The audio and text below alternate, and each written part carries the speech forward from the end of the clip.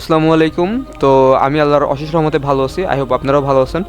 তো একটা বিষয় যেটা আমার অনেক দৃষ্টিকটু লাগে সেটা হচ্ছে আমাদের নতুন ২০ টাকার নোট। এখানে আগে আমাদের ৬০ গম্বুজ মসজিদের ছবি ছিল, কিন্তু সেটা সরাই দিয়ে এখন একটা মন্দিরের ছবি লাগানো হয়েছে। মানে আপনারা কি ইমাজিন করতে পারতেছেন আমরা এখন পকেটে পকেটে মন্দিরের ছবি নিয়ে ঘুরবো? একটা ৯০% মুসলিমের দেশে আমরা মন্দিরের ছবি পকেটে নিয়ে ঘুরবো। এখন এইটা কিন্তু আমাদের ইসলামিক মূল্যবোধের প্রচুর পরিমাণে একটা ড্যামেজ নিয়ে আসে, ঠিক আছে?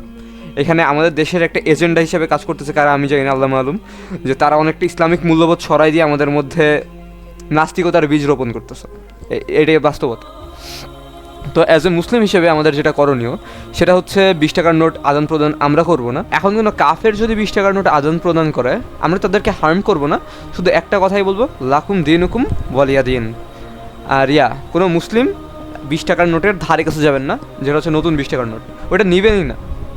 ব্যাংকে দরকার হলে ব্যাংকে ২০ টাকার নোট পড়ে থাকবে, অন্য টাকা নেবেন, বাট ২০ টাকার নোট নেবেনই না। ১০ টাকার দুইটা নোট নেবেন ভাই, তাও ২০ টাকার নোট না।